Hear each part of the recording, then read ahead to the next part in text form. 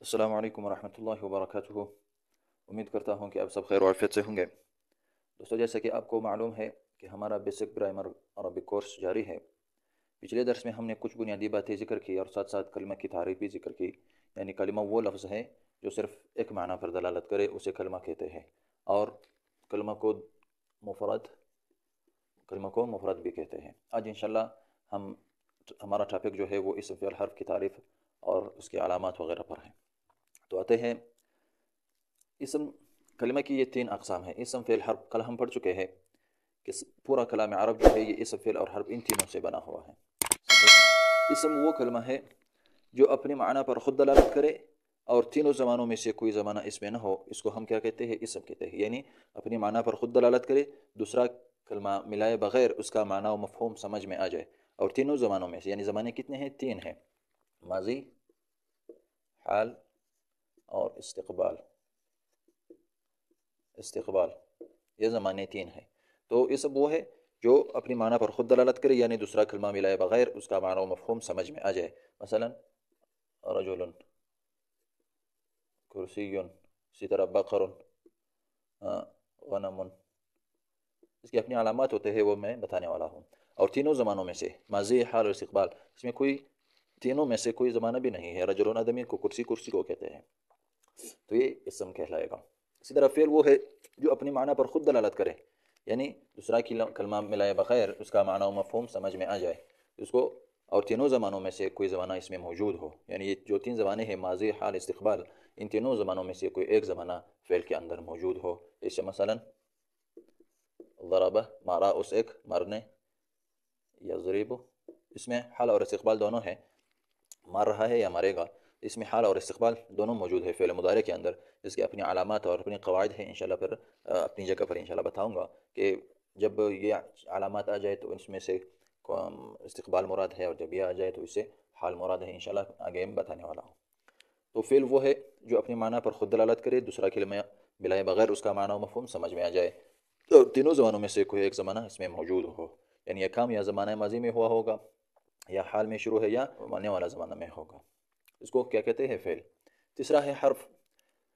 حرف وہ ہے جو نہ اپنے معنی پر خود دلالت کرے، یعنی حرف ایسا کلمہ ہے کہ وہ اپنے معنی پر خود دلالت نہیں کر سکتا، یعنی جب تک ہم دوسرا کلمہ اس کے ساتھ نہ ملائے وہ اپنا معنی و مفہوم ادا نہیں کر سکتا، اس کو حرف کہتے ہیں۔ اور تینوں زبانوں میں سے کوئی زبانہ نہ ہو، جیسے مثلا من، الہ، فی معنی میں، کس میں، کیا میں، یہ حروف ہے، اور جب تک اس کے ساتھ دوسرا کلمہ ہم نہ ملائے یہ اپنا معنی و مفہوم اس کا سمجھ میں نہیں آ جاتا، اور تینوں زبانوں میں سے اس میں کوئی زبانہ بھی نہیں ہے۔ تو یہ حرف کی تعریف ہے۔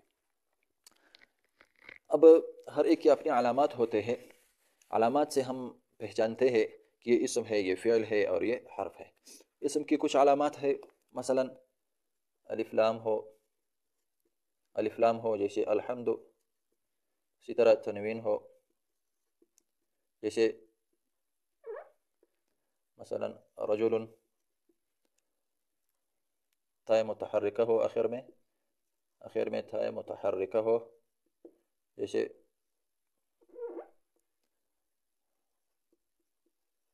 ضاربۃ یا فاطمۃ، تاء متحرکہ جو ہے یہ گول تھا آخر میں آتا ہے، اس کو ہم تاء متحرکہ کہتے ہیں۔ اسی طرح معرفہ ہو، یہ بھی اسم کی علامت ہے، زید، صحیح۔ مضاف ہو، یہ بھی اسم کی علامت ہے، جیسے رب العالمین، قرآن مجید میں آتا ہے رب العالمین، مضاف ہو۔ اسی طرح تثنیہ، جیسے رجلان، جمع رجال، یہ سب اسم کی علامات ہیں۔ حرف جر داخل ہو، حرف جر ہو جیسے الحمد للہ رب العالمین، لفظ اللہ پر لام حرف جر داخل ہے، یا بزید با حرف جر داخل ہے، یہ اسم کے خواص میں سے ہے، یعنی یہ اسماء، یعنی یہ حروف جو ہے حروف جرہ، یہ افعال پر داخل نہیں ہوتی، فعل پر حرف جر داخل نہیں ہوتا۔ اسی طرح موصوف ہونا، یہ بھی اسم کی علامت ہے، جیسے رجل عالم۔ اسی طرح مصغر، اسی طرح یاد کریں، انشاءاللہ یہ بتانے والا ہوں پھر کہ مصغر کس سے کہتے ہیں، جیسے قریش، اور منصوب، یہ بھی اسم کی علامت ہے منصوب ہونا، جیسے بغدادی، پاکستانی، یعنی آخر میں جو یہ آتا ہے پاکستانی،